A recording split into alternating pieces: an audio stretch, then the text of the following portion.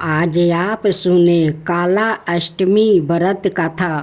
काला अष्टमी की एक पौराणिक कथा के अनुसार एक बार की बात है कि ब्रह्मा, विष्णु और महेश इन तीनों में श्रेष्ठता की लड़ाई चली। इस बात पर बहस बढ़ गई तो सभी देवताओं को बुलाकर बैठक की गई। सबसे यही पूछा गया कि श्रेष्ठ कौन है। सभी ने अपने अपने विचार व्यक्त किया और उत्तर खोजा, लेकिन उस बात का समर्थन शिव जी और विष्णु ने तो किया, परंतु ब्रह्मा जी ने शिव जी को आप शब्दों कह दिया। इस बात पर शिव जी को क्रोध आ गया और शिव जी ने अपना अपमान समझा। शिव जी ने उस क्रोध में अपने रूप से भैरव को जन्म दिया। इस भैरव अवतार का वाहन काला कुत्ता है। इनके एक हाथ में छड़ी है। इस अवतार को महाकालेश्वर के नाम से भी जाना जाता है, इसलिए ही इन्हें दंडाधिपति कहा गया है। शिव जी के इस रूप को देखकर सभी देवता घबरा गया। भैरव ने क्रोध में ब्रह्मा जी के 5 मुखों में से एक मुख को काट दिया। तब से ब्रह्मा जी के पास 4 मुख ही है।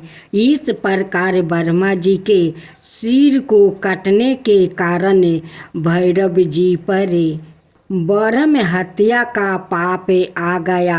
ब्रह्मा जी ने भैरव बाबा से माफ़ी मांगी, तब जाकर शिव जी अपने असली रूप में आए।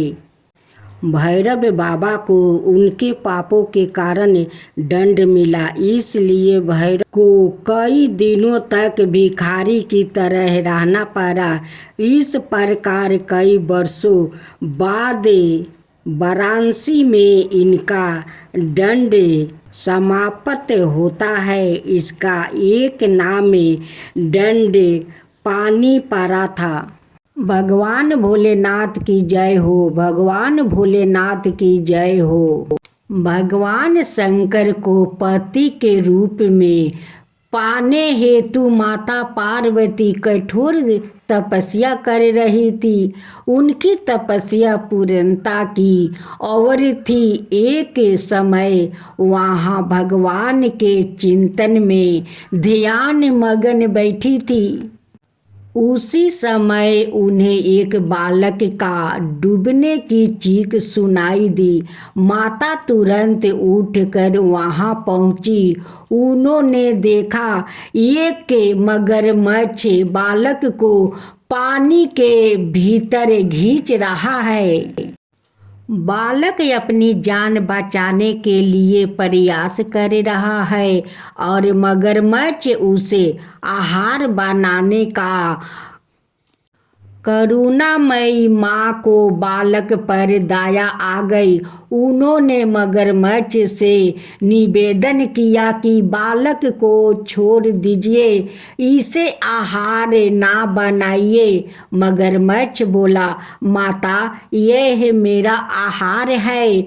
मुझे हर 6ठे दिन उदार पूर्ति हेतु जो पहले मिलता है उसे मेरा आहार है। ब्रह्मा ने निश्चित किया है। माता ने फिर कहा, आप इसे छोड़ दो, इसके बदले मैं अपनी तपस्या का फल दूंगी। ग्रह ने कहा, ठीक है। माता ने उसी समय संकल्प कर अपनी पूरी तपस्या का पूर्ण फल उस ग्रह को दे दिया। ग्रह तपस्या का फल को प्राप्त कर सूर्य की भांति चमक उठा। उसकी बुद्धि भी शुद्ध हो गई। उसने कहा, माता, आप अपना पुण्य वापस ले लो।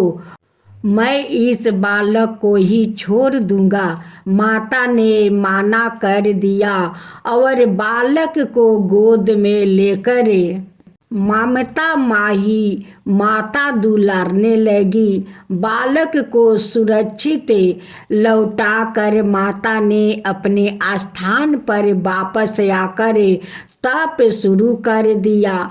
भगवान शिव तुरंत ही वहाँ प्रकट हो गए और बोले, पार्वती, अब तुम्हें तप करने की आवश्यकता नहीं है। हर प्राणी में मेरा ही वास है। तुमने उस ग्रह का तप का फल दिया है, ओ मुझे ही प्राप्त हुआ है। अत तुम्हारा तप फल अंत गुना हो गया है। तुमने करुणा बस दरबीत होकर किसी प्राणी की रक्षा की। अंत में तुम पर प्रसन्न हूँ और तुम्हें पत्नी रूप में स्वीकार करता हूँ। कथा का सारांश यही है कि जो परहित की कामना करता है उस पर परमात्मा की असीम कृपा होती है। जो व्याकुल असहायों की सहायता करता है, दयालु प्रेमी करुणाकारी होता है, ईश्वर उसको स्वीकार करते हैं। यह कथा शिव पुराण में उल्लेखित है। अब आप सुने शिव पार्वती की व्रत कथा। एक बार पार्वती जी ने शिव जी से पूछा, प्रभु, मृत्यु लोक में पृथ्वी पर मनुष्य इतनी दुखी क्यों है? जगत जननी अपनी संतानों को निरंतर दुख और क्लेश में घेरा देखकर दुखी हो जाती है। इस पर शंकर भगवान बोले, प्रिय, मनुष्य के दुख का सबसे बड़ा कारण उसकी परिनिंदा करने की आदत है। प्रत्येक व्यक्ति दूसरे में कमियां ही कमियां देखता है। उसे सामने वाला व्यक्ति हर परिस्थिति में गलत ही लगता है। भगवत भजन के स्थान पर परिनिंदा में ही लीन रहता है और अपने आप को महान और निष्पाप सिद्ध करने में लगा रहता है। इस बात को सुनकर पार्वती जी ने कुछ बोली तो नहीं, पर सहमत भी तो नहीं हुई। भोलेनाथ उनकी शंका को समझ गए। बहुत दिन हो गए हैं, कहीं हम लोग घूमने गए नहीं। चलो पृथ्वी पर घूम कर आते हैं। शंकर भगवान ने देवी का मन बहलाने के लिए कहा। इस प्रस्ताव से पार्वती जी बहुत प्रसन्न हुई और तुरंत तैयार हो गई।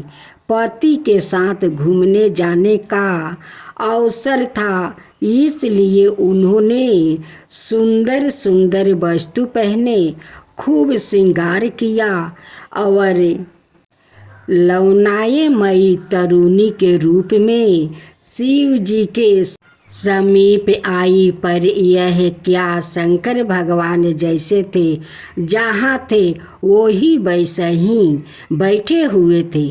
पार्वती जी ने थोड़ा नाराज होकर बोली, क्यों, क्या चलना नहीं है? आप अभी तक तैयार नहीं हुए? भगवान शंकर पत्नी का मनोहक रूप देखकर प्रसन्नता से उन्हें निहारते हुए बोले, मैं तो आज एक वृद्ध के रूप में पृथ्वी पर घूमने जाऊंगा। यह बात पार्वती जी को पसंद तो नहीं आई, पर पति के साथ घूमने जाने के उत्साह में उन्होंने कोई बहस भी नहीं किया और शिव जी की सवारी नंदी बैल को चलने का आदेश दे दिया।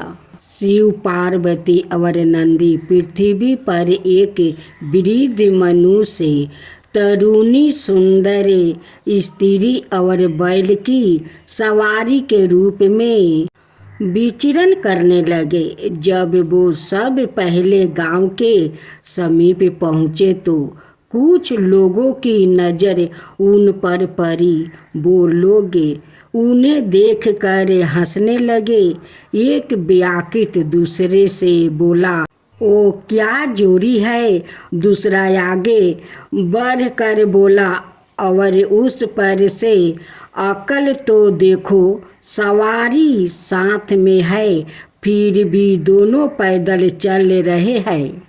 इस तरह से कई प्रकार से उपहास करते हुए उन्होंने इन तीनों का आगे बढ़ना लगभग मुश्किल कर दिया और उनका मजाक उड़ाते हुए झूठ बनाकर उनके पीछे पीछे चलने लगे।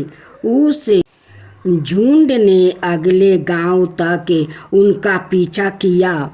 अगले गांव में प्रवेश करने से पहले पार्वती जी ने शिव जी से कहा, लोग मजाक उड़ा रहे हैं, ऐसे करते हैं आप नंदी पर बैठ जाइए, मैं पैदल आपके साथ चलती हूँ। जैसी तुम्हारी इच्छा कल्याणी। मंद मंद मुस्कुराते हुए भोले शंकर अपनी भारी भरकम देही के साथ किसी तरह नंदी पर विराजमान हुए। पर यह क्या, पिछले गांव जैसा ही स्वागत इस गांव में भी उनका हुआ।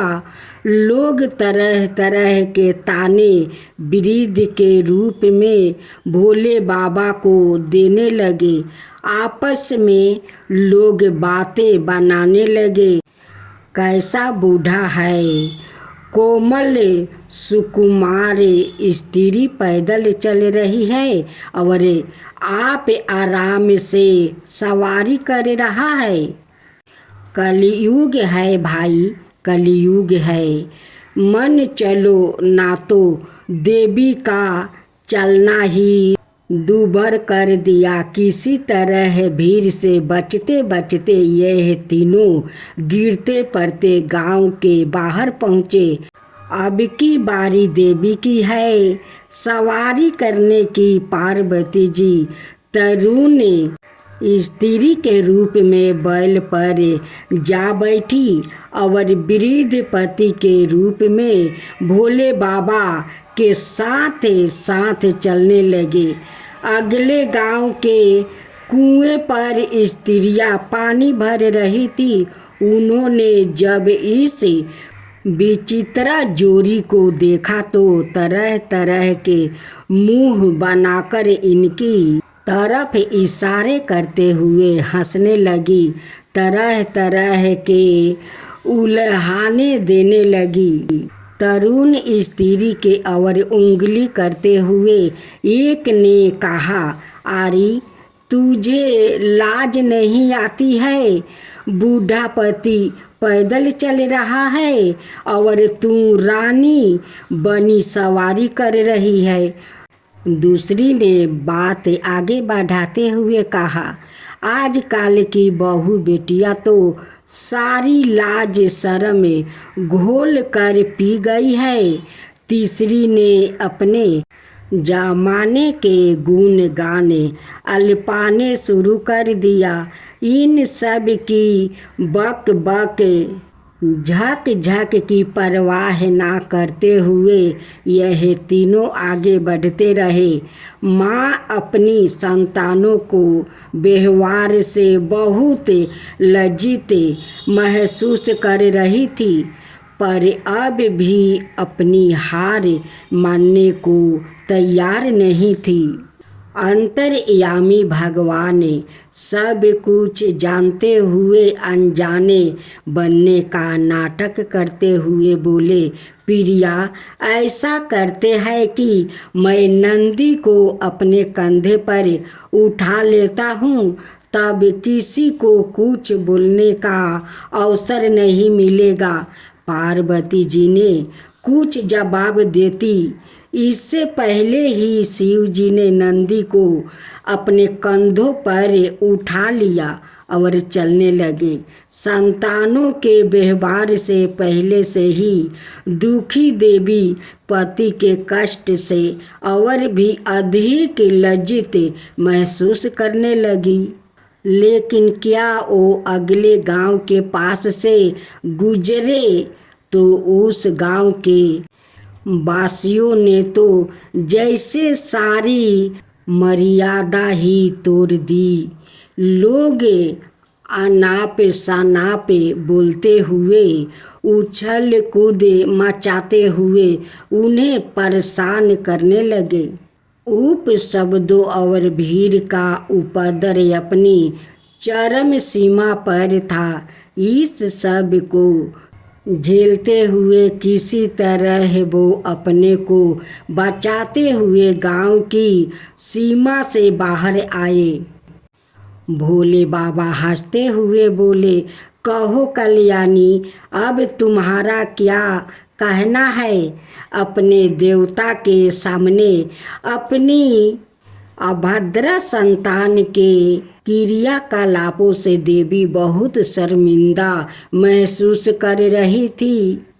खिसिया कर मुस्कुराते हुए उन्होंने कहा, आप ही सही है भगवान। मनुष्य अपने कर्मों की वजह से ही दुखी है और नरक जैसा जीवन जीने को मजबूर है। अब कभी भी परिनिंदा या किसी का उपवास उड़ाने से पहले रुके, जरा सोचे। कहीं सामने वाले को रूप में हमारे आराध्या हमारी प्रतीक्षा लेने के लिए तो नहीं खड़े हैं।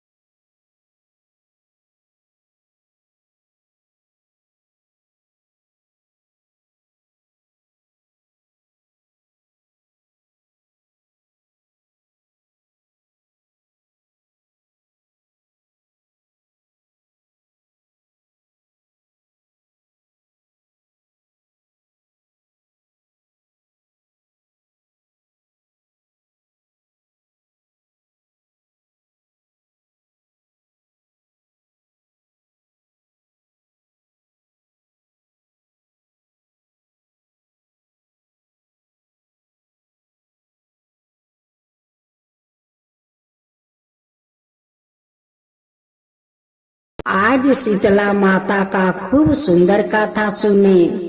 एक गांव था, उस गांव का लोग शीतला माता को नहीं जानते कि कौन शीतला माता है, उनकी क्या विधि विधान है, कैसी पूजा है, वो सभी लोग का पता नहीं था। उस गांव का सभी लोग बीमार था और सभी लोग का शरीर में बड़े बड़े फोड़ा हुआ था। उस गांव का लोग बहुत गरीब थे, खाने पीने को बहुत तकलीफ था, वो लोग बहुत तकलीफ झेल रहे थे। और दूसरा बात है कि बूढ़ से जवान तक सारे लोग बीमार थे, सभी का शरीर में बड़े बड़े फोड़ा हुआ था। उस बीमारी के कारण वो लोग बहुत परेशान था। वो लोग बहुत दुखद और चिंतित थे कि ऐसा क्या करूं कि हमारा परिवार ठीक हो जाए, इस बीमारी से मुक्त हो जाए। उसी गांव में एक जात का डोमिन थी कि वो रात को लबड़ी और हलवा बनाई थी, लेकिन उन्हीं को बेटा को भी तो बीमारी हुआ था और सभी को दुख तकलीफ देखकर वो डोमिन भी दुखित थी कि सब गांव वालों को क्या हो गया है कि ये बीमारी एक गांव में फैल गया है, मेरा बेटा को भी हो गया है, हम लोग ऐसा क्या करें। वो रात को जो लबड़ी और हलवा बनाई वो डोमिनी चखी तक नहीं कि उस हलवा और लबड़ी का स्वाद कैसा हुआ है। वो बेचारी को मुख में लगाने को मन नहीं किया, वो बहुत दुखित थी। लबड़ी और हलवा रात को बनाई थी, वो ऐसे ही लबड़ी और हलवा वो रह गया, वो तो सुबह बासी हो गया। उसी दिन शीतला अष्टमी थी। उस दिन शीतला माँ उसी नगर में अपना भेष बदलते हुए जा रही थी। एक औरत अपना छत के ऊपर से दाल बनाई थी, उस दाल में थोड़ा नमक बेसी हो गया था, उसलिए छत के ऊपर से ऐसा दाल फेंकी कि माँ शीतला का शरीर पर जाकर गिर गया। अब तो वो चिल्लाने लगी कि मेरे ऊपर गरम दाल फेंक दिया रे, मुझे जला दिया रे, मेरे ऊपर दाल फेंक दिया, मुझे जला दिया, मुझे बहुत जलन हो रहा है। चिल्लाते चिल्लाते उस डोमिन का दरवाजे पर जाती है और डोमिन सुबह के समय बहुत दुखित हुए अपना दरवाजे पर बैठी थी। जब उस औरत को देखती है कि वो बहुत चिल्ला रही है, जब उनकी पास में जाती है तो देखती है उनकी शरीर पर तो कोई गरम दाल फेंक दिया है, इनकी तो शरीर जल गया है, पूरा उनकी चुनरी पीला हो गया है। डोमी ने अपना घर में मिट्टी का कलश में जल रखी थी बासी, वही जल लिया कर माँ शीतला के ऊपर ढाल देती है। ढाल देने के बाद कहती है कि बहन आपको तो चुनरी दाल से पीला हो गया है, ये लाल चुनरी है मेरा, आप पहन लीजिए। आप पहन कर चलिए घर में बैठिए। मैं रात को लबड़ी और हलवा बनाई थी, वो हलवा और लबड़ी मैं खाया तक नहीं, वो ऐसा ही रह गया है। आप चलिए उस लबड़ी और हलवा खा लीजिए। उस औरत ने एक थाला में हलवा और लबड़ी ले आती है और माँ शीतला को खिला देती है। जब माँ शीतला खा लेती है, कहती है कि बेटी आज मैं बहुत शांति हूँ, बहुत ठंड मिला, मुझे बहुत सगुन मिला बेटी, बहुत सगुन मिला।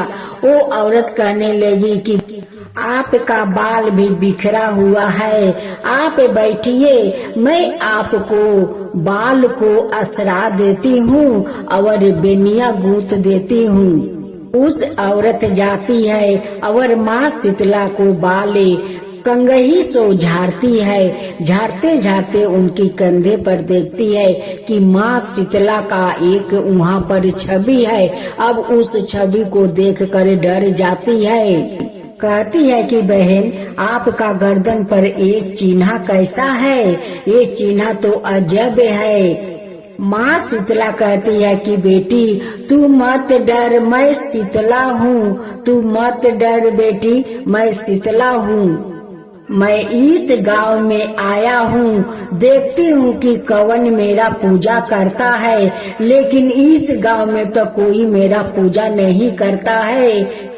डोमिन माँ शीतला का पैर पर गिर जाती है और रोने लगती है कि माँ मेरा बेटा देखिए बहुत दिन से बीमार है, उनकी शरीर में देखिए बड़े बड़े फोड़ा हुआ है। ये सारे गांव का लोग बहुत पीड़ित है, बहुत दुख से पीड़ित है। माँ आप घर के अंदर चलकर देखिए मेरा बेटा कितना दुखी है। माँ बहुत दुखी है, बहुत बीमार है। माँ शीतला उनकी साथ जाती है, अपना डाली और झाड़ू और कुछ नीम का पाता लेकर जाती है। उस नीम का पाता उनकी बेटा का शरीर पर डोला देती है और उनकी बेटा के सारा बीमारी दूर हो जाता है, सारा फोड़ा दूर हो जाता है।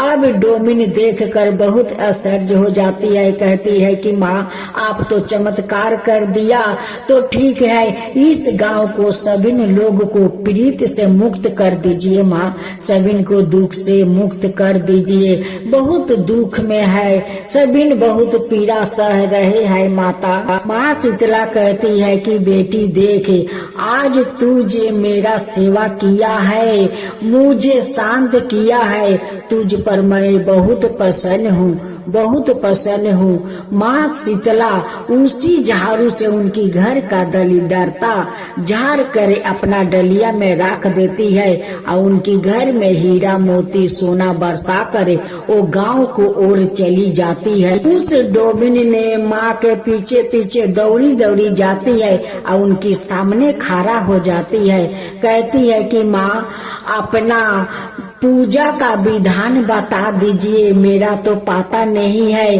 कैसे आपको पूजा किया जाता है। माँ शीतला कहती है कि बेटी तेरा तो पूजा हो चुकी है, तू तो मुझे स्नान करवाई और उस लबरी और हलवा बासी खिलाकर मुझे तो तू शांत कर दिया। माँ शीतला उस औरत को अपना विधि विधान बताती है कि देखो रात को खाना बनाओ और बासी खाना सुबह खाओ। पहला माँ शीतला का मंदिर जाकर माँ शीतला को बासी पानी, बासी भात जो भी हो बासी जाकर पहले माँ को भोग लगाओ, तब आकर उसी बासी खाना उस दिन खाओ। शीतला अष्टमी का दिन उन्हान मत जलाओ, गरम खाना मत खाओ, बासी खाओ, बासी माँ को भोग लगाओ। उस बासी भोजन से माँ शांत हो जाती है।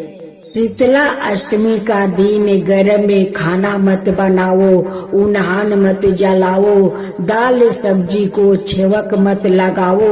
तुम जितना साधारण खाना खाओगी उतना तुम शांत रहोगी। माँ शीतला भी शांत रहती है। उसी बासी खाना को तुम माँ शीतला का मंदिर में जाकर भोग लगाओ, उनकी श्रद्धा भक्ति से पूजा पाठ करो, ताकि माँ शीतला शांति रहेगी तो सारा संसार शांति रहेगा। माँ शीतला उस औरत को नीम का डाल देती है और कहती है कि जाओ सभी का घर घर ये नीम के डाल दे दो कि ताकि सभी को बीमारी दूर हो जाए। अब तो माँ शीतला सारा गांव को दलिदरता को झाड़ कर अपना डलिया में लेकर चली जाती है और सभी गांव वालों को सुखी कर देती है। फिर अगला साल चैत्र मास का शीतला अष्टमी आया। सब लोग धाम धूम से माँ शीतला का पूजा किया, बहुत नियम पालन से पूजा किया। जैसे माँ शीतला बताई थी वैसे ही सब लोग किया। सभी लोग का गांव सुखी हो गया। सभी गांव वालों बहुत खुश हो गया कि माँ शीतला आई और सारा दलिदरता गांव को लेकर चली गई और हम लोग का घर में आजाद कर दी। खाने पीने से लेकर सब कुछ को माँ आजाद दे दी। हे माँ शीतला, जैसे उस गांव वालों को सब दुख हर कर आप लेकर चली गई, वो लोग का घर में धन का बरसात कर गई, वैसा ही सबका दुख ले जाइए, सबका दरिद्रता दूर कीजिए, वैसा ही धन सबका घर में बरसाइए। माँ शीतला की जय हो, माँ शीतला की जय हो।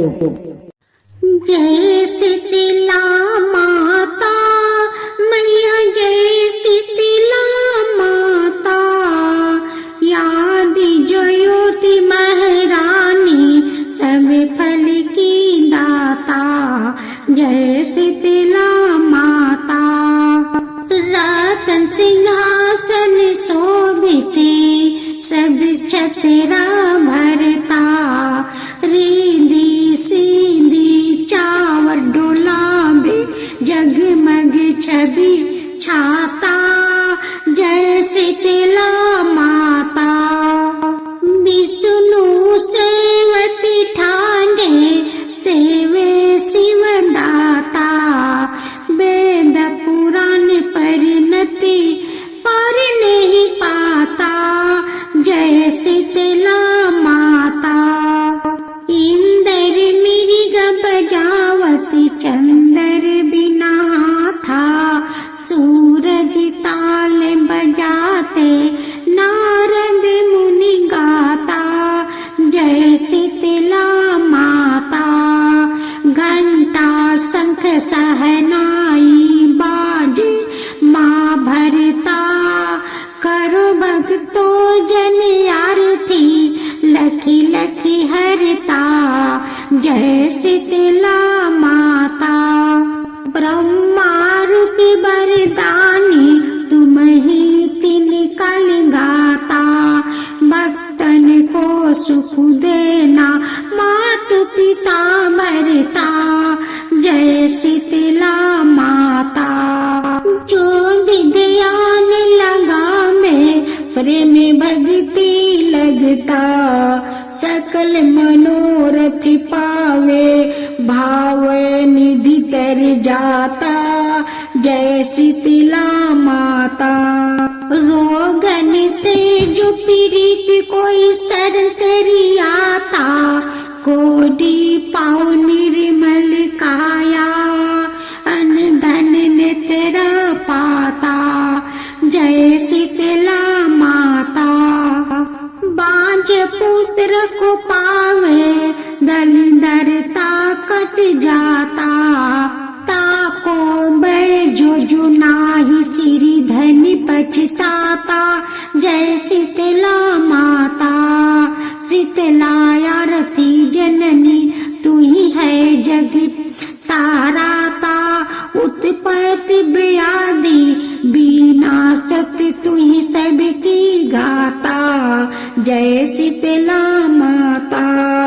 दास विचित्र कर जोर सुने, मेरी माता भक्ति अपनी दीजो, और ना कुछ भाता, जय शीतला माता।